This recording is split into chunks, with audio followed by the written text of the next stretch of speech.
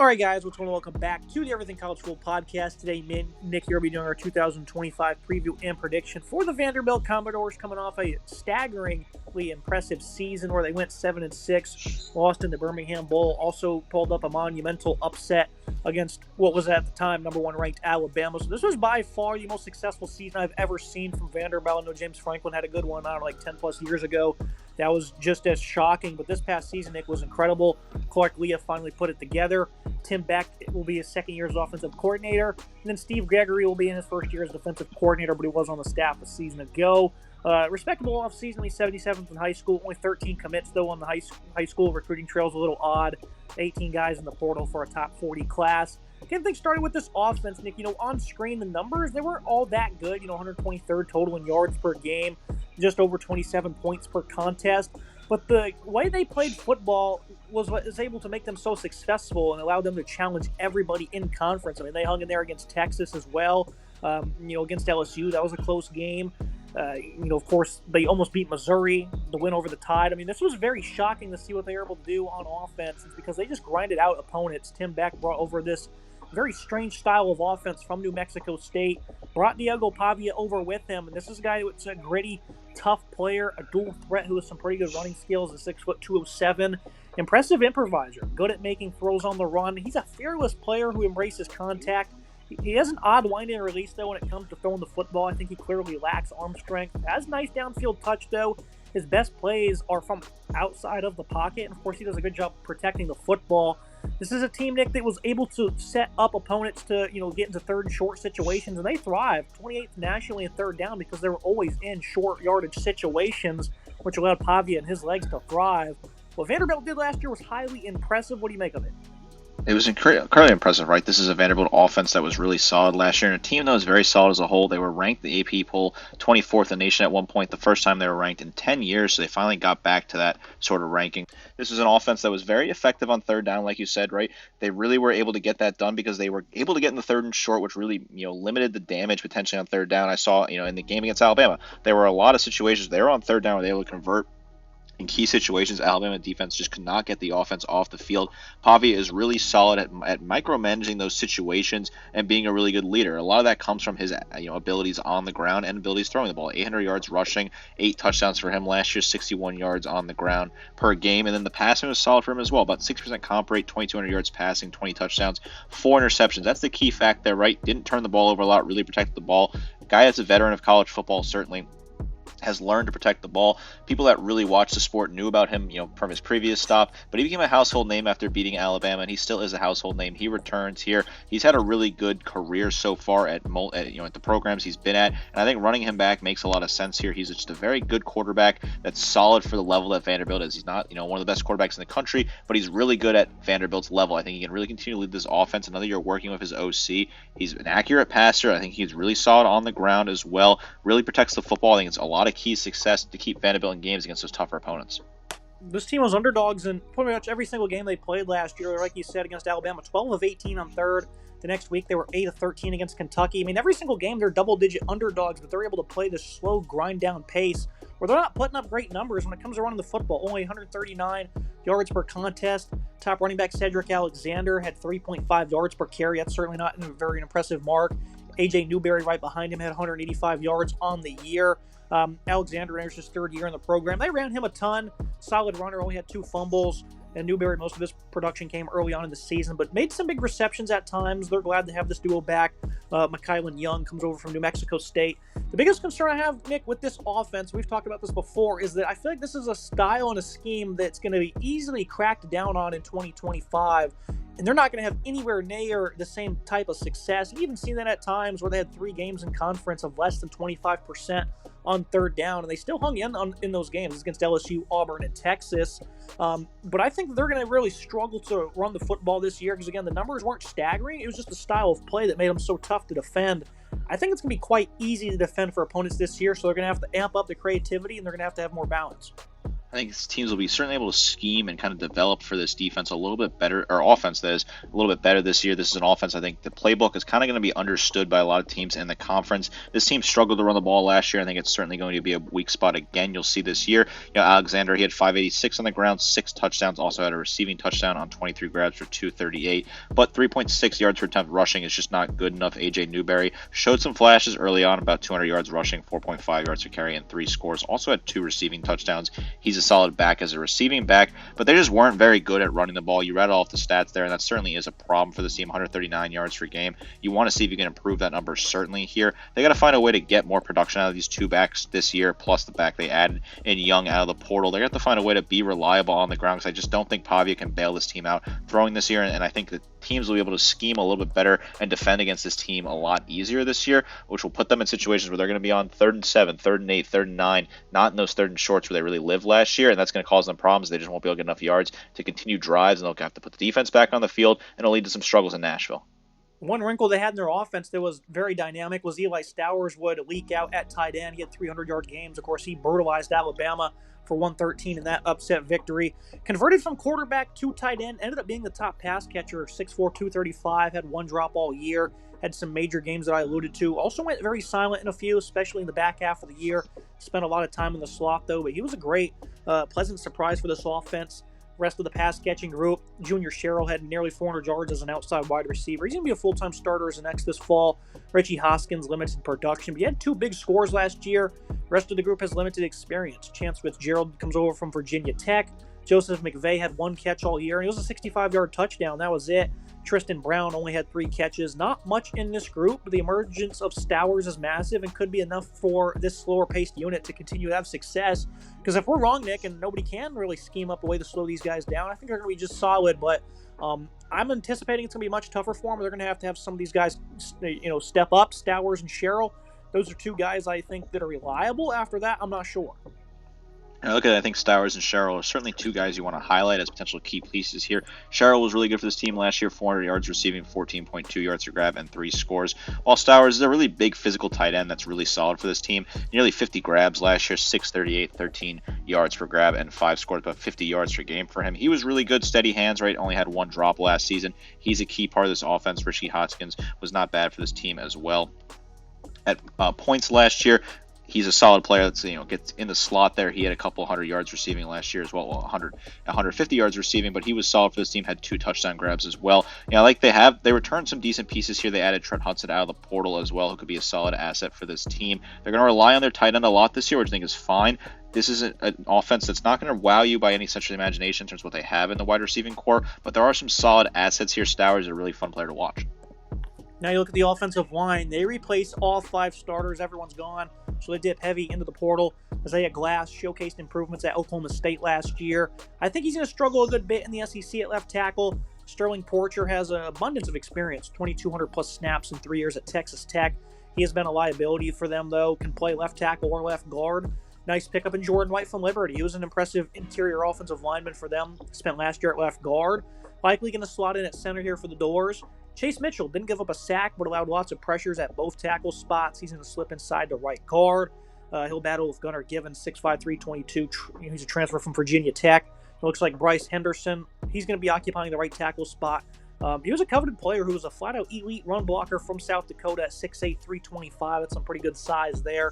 I think this offensive line can be solid. I do think the 2 guys on the left side are probably going to be pretty abysmal, quite frankly, Nick. But when you look at the center and the guys on the right side, I do have a little bit of hope.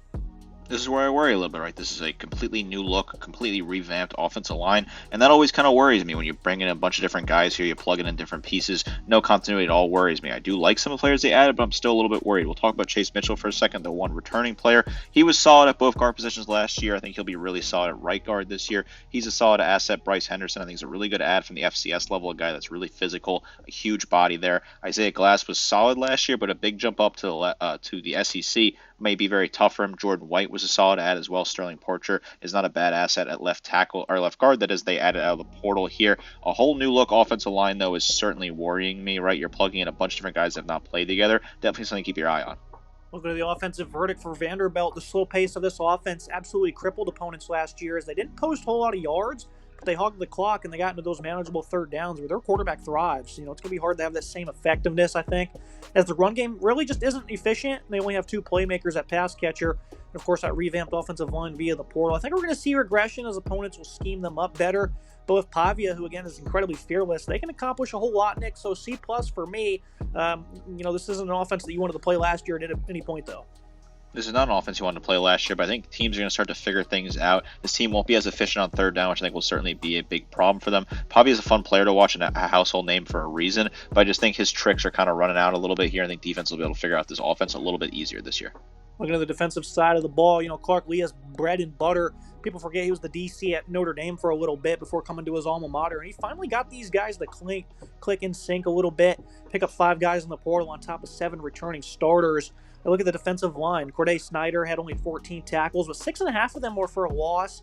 Solid defensive end veteran there. Linus Zug was average. Miles Capers was their best player up front. Was a pretty good pass rusher. Did work versus the run as well. Keanu Coate, former high-ranked recruit. He did nothing in 3 years at Alabama, though, so you're not really sure what you're going to get from him. Look at the interior D-line. Jan Otara, a solid run defender. He's 6'7", 311. Glenn Seabrooks at 6'3", 340 was a good run defender. He was a breakout player. I think he will be a breakout player for this defense in 2025. Aaron Bryant spent 3 years at Texas, didn't play, but he's another one of those 305-pound guys. Zaylin Wood, I thought he was a good addition in last year's portal class from Middle Tennessee. Got hurt early on. I think he'll be a contributor this fall. I think this is a pretty solid interior D-line here, a unit that should improve quite well across the board in my estimation, Nick. What do you think about this D-line here? This is a group that was respectable, as a defense. 26 sacks isn't all that great, but I think collectively they're going to improve this year. Snyder was a really solid asset for this team. 14 total tackles, 7 tackles for loss, 4 sacks, 2 pass breakups. Solid numbers there. I think he's a solid asset coming off on the edge there. I think he'd be a really good player for this team. I look at the rest of the defensive line. I think Nicholas Rinaldi is a solid asset for this team. 52 total tackles, 6 sacks, 2 fumble recoveries for him. Really good numbers. I think Glenn Sheebooks is really solid for this team as well. 28 total tackles, 1 tackle for loss, 1 pick for him. I think there's some other assets that they brought in, some different guys here that they brought in. You alluded to Keanu Connaught from Alabama. Is he going to finally find a way to step up? Linus Zerk, he's a guy that they want to try and get a little bit more out of coming off on that left side in particular. Zaylin Wood as well as another player. Miles Capers is a guy that's been around the program for a while. They're hoping they get more out of him. He's a bit of a versatile player. 46 total tackles, 8 tackles for loss, 3 sacks, and 3 pass breakups for him. A decent enough roster here. I like what they return on the defensive line. You look at the middle of this defense, the linebacking group was a position of strength for Vanderbilt. Brian Longwell emerged as the top tackler. He was a really good run stopper as well. A veteran Langston Patterson has always showcased great improvements, and he's probably going to be even better this fall. Neither were that good in coverage, though, so that's an area they need to improve in. Bryce Cohen struggled when he was on the field. Prince Coley, on the other hand, was pretty solid for them. Nick Rinaldi, that is, had 6 sacks as a versatile front 7-piece. I think Vanderbilt has a veteran linebacking group that was very essential for this defense, and I think they're going to continue to impress in 2025, Nick, because they don't have any key departures here. A lot of experience, some nice versatility as well. Need to be better in coverage when it comes to those starters, but I think this is the best group on the defense. Anytime you return your top 2 tacklers from the season before, you got to be pretty happy about that, and that's what happens here with the Longwell and Patterson. 89 total tackles for Longwell, 8 tackles for loss, 1.5 sacks, a pick, 4 pass breakups, while Patterson was solid for this team as well. 78 total tackles, 5 tackles for loss, 2 pass breakups for him. I mentioned Rinaldi earlier. The 6 sacks are really impressive with him. Prince Connolly was not bad as well. 19 total tackles, a pass breakup. He's a decent coverage asset. Bryce Cowan, 16 total tackles, a tackle for loss, and 2 pass breakups for him. Really solid linebacking core here. I think this is really solid. Probably the best part of this team overall, best unit on this team. In general, a really good unit here with some veterans that have played solid SEC football. Probably going to get 100 tackles out of Patterson and Longwell this year. Each of them will probably get 100 tackles. Really good numbers from them expecting. Now you look at the Vanderbilt secondary. This was a group that played some very tough passing attacks. They never got exactly throttled, but the stat sheet wasn't great. 131st in opponent completion rating allowed at 68%. 24 touchdowns, and on yards per game basis, 235.7. Nobody threw for over 400 on them. They're pretty competitive in some games, but for the most part, this is an area they need to improve in. It's going to be tough now that they lose 2 of their top guys in C.J. Taylor and DeRicky Wright at safety. You look at some of the guys they do return, though. One of their top corners was Martell Height. No one else in the room really stood out, though. Jalen Lackey returns. He wasn't all that good. Jordan Matthews comes over from Tennessee as a transfer, only playing marginal snaps in a couple years there. Marlon Jones from Eastern Washington was great for that school for 4 years. He didn't play last fall after transferring in. He's starting to make an impact this season. He had a cancer diagnosis, but he's fully free at the moment, and hopefully remains that way for Marlon Jones. They're loading back to that safety group. Big strength for this team, but again, they lose both of those key guys. Sophomore Dante Carter didn't do much in limited reps. C.J. Hurd from FAU was great as a freshman, had 82 tackles for the Owls, and I think he's going to be a great player. I'm happy he was able to get the bump up to the SEC.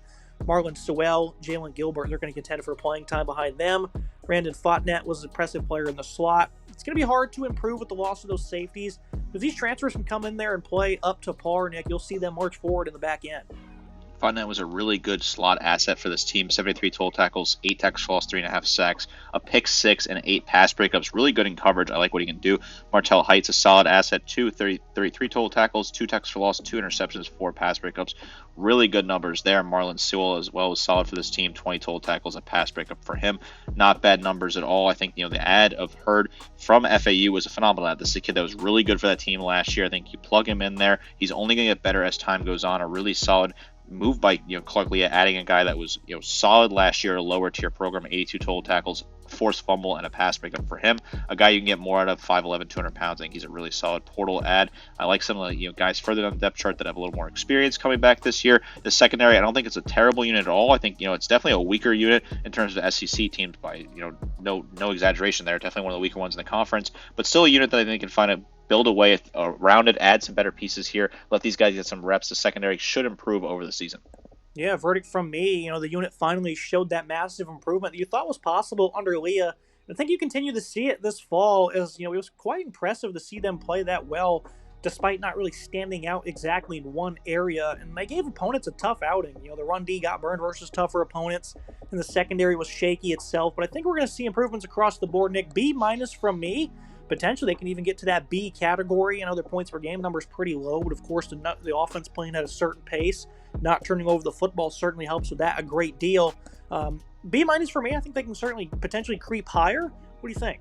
I think this is a B defense. This is a defense that's average in the SEC, a really solid unit with a great linebacking core, solid defensive line, a secondary that needs some work but some room to improve. I like this defense a lot. I think a B is a very fair grade for them. The coaching is really solid as well. They got their top 2 tacklers back, top 3 tacklers back. That is actually, I really like that production returning for this team. A solid defense overall. Going to the schedule and the prediction for Vanderbilt, the Commodores put together an insane season last year as they took down a number 1 ranked team right after losing to Georgia State, and then late in the season lost only to 3 by Texas. Crawled back late into that game.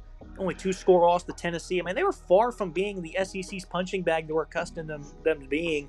And I think you see similar fight, but teams are going to scheme them better, meaning the offense will need to expand a little bit. And what can it do, with a pretty solid defense on the other side? I don't think you see the same magic as last year. I don't think they're going to be bottom feeders by any means. The schedule is just difficult, and I can't find myself to pull the trigger. I think Missouri potentially could slip them up there. If Auburn is, laughably bad like they always seem to be, then maybe that's a victory again for you. But I'm just not expecting that this year, Nick. 4-8 for me. They'll take down Kentucky. They'll play a couple of these teams close, I think. But again, I don't think you're going to see what happened last year be replicated one bit. And it's going to be, a 4-8 record for them. Last year, Vanderbilt was the SEC and college football as a whole darling. Well, unless you're an Alabama fan like myself, well, then I don't really like this Vanderbilt team. Hats off to them, though. Massive respect. They won that day. And I give a lot of respect to Clark Lea and all the fans and everyone that showed up for that game. Hats off to them. I'm still going to continue to do that, even though I'm a little bit sour about what happened to Alabama last season. This Vanderbilt team, they had a great season last year, right? Winning a bowl game is phenomenal for them. They had great fan support at the Birmingham Bowl, not too far away from Nashville, about 2 hours. So they were able to bring the fans out there and have some fun. I think it's really big for the program to get a win like that. The program is showing a lot of life after being down in the dumps for a while here. The schedule is tough, right? You look at the 4 SEC road trips this year, absolutely brutal. At Texas, at Tennessee, at Alabama, at South Carolina. You're not winning any of those games, unfortunately. Just very difficult games. I think they could certainly catch Missouri or Auburn lacking at home in Nashville, particularly that Auburn game. That may be an opportunity to pick up a win there. I think they beat Kentucky as well. The Kentucky team I'm just not very high on at all. The Georgia State game is interesting. They should be able to win that game pretty comfortably by the end of the day, even though I know they lost to them last year. I think they have the edge on Georgia State in Nashville. Playing Virginia Tech out of conference is a tougher matchup as well, but they hung in with Tech last year as well, so certainly something you want to keep an eye on in that matchup. This is a tough schedule, right? I hate to put this team at 4-8 because I do like the energy that Clark Lea is building, and I think it's a lot of fun in Nashville right now to be a Vanderbilt fan. But, this is not the year for them next year. I think in the future, in 2026, will be a big year for them as well with what they're going to be able to do in terms of that season. Tough schedule here. 4-8 feels harsh, but unfortunately, this is kind of the reality we got to settle with. Just a brutal schedule. Yeah, matter of fact, they beat Virginia Tech last year as double-digit underdogs in Week 1. To be it for today's episode. Make sure to like, comment, subscribe. See you next time.